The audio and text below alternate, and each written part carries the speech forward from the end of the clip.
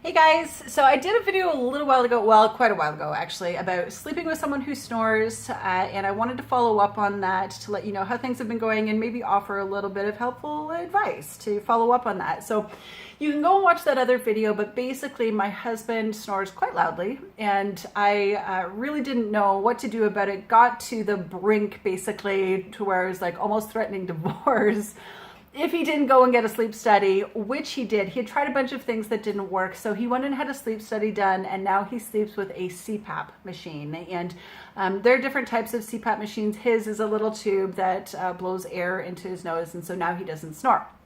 The sound of the machine is significantly better. It does make a little bit of noise, but it's so much better than the snoring, and it's more healthy for him in terms of the sleep that he gets as well.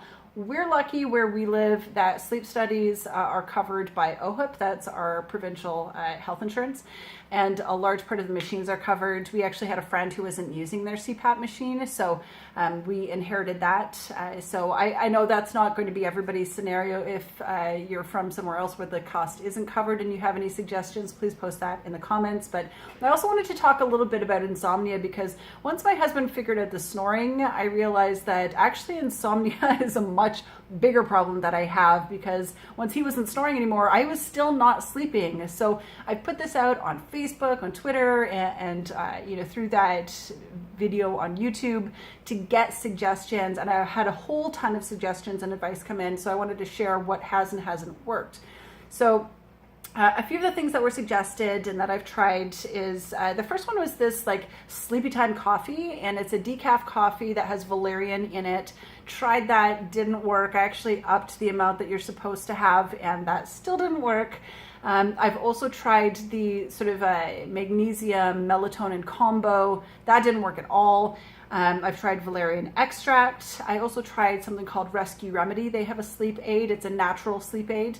And I tried this capsule form that you put beneath your tongue and it dissolves, and I found that that worked. I had to up the recommended dosage for that for it to work, but it helped me to fall asleep faster, but just not stay asleep. So it kind of worked a little bit, but not really truly. I've tried exercise, meditation, yoga, breathing exercise, nothing that's ever been really super effective. So the other thing that's been recommended is alcohol. And I have to say, over, through all of the times that I've posted this question, it is the one answer that people offer most often, most frequently, sometimes jokingly, sometimes not.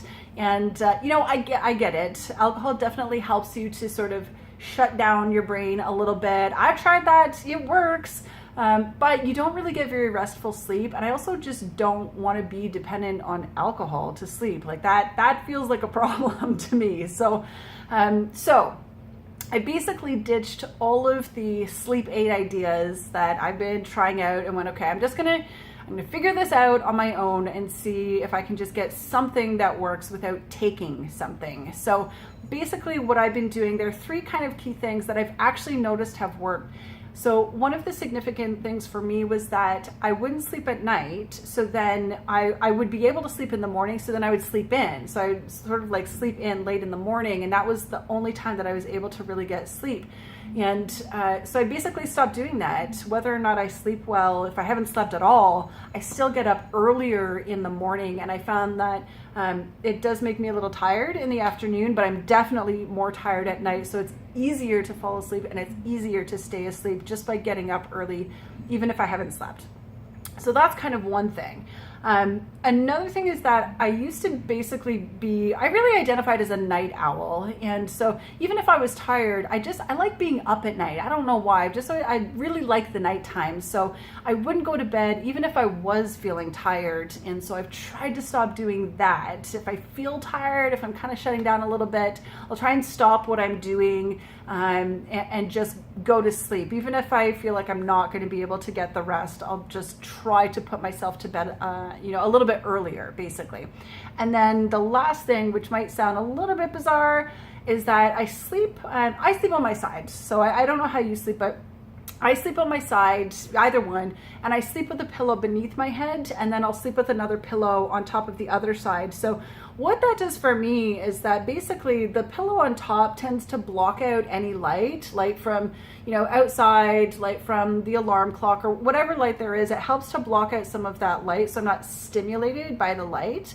Another thing that it does is mute sound. And if you have insomnia, you'll hear sounds in the middle of the night and it's like, what was that? Where did that come from? And then your wheels get going on like what it could be. So that really helps. So it mutes those sounds. But then the other kind of weird thing that it does for me is that not only does it mute sound, but it amplifies the sound of my breathing. So I'm more focused on my breathing. So I'll try to, as I notice my breathing, I'll try to breathe more deeply, try to breathe a little slower.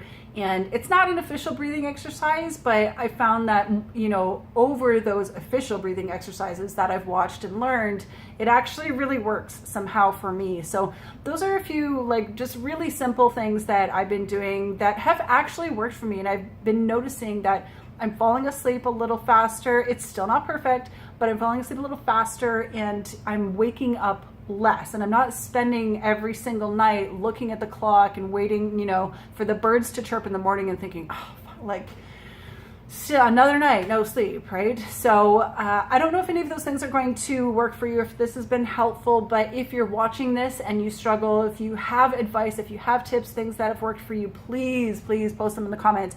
Not just for me, but anyone who happens to come on this and needs a little bit of help. You could help someone to get a better night's sleep, which means better days. So please post your advice in the comments, and thanks for watching. I'll chat with you really soon.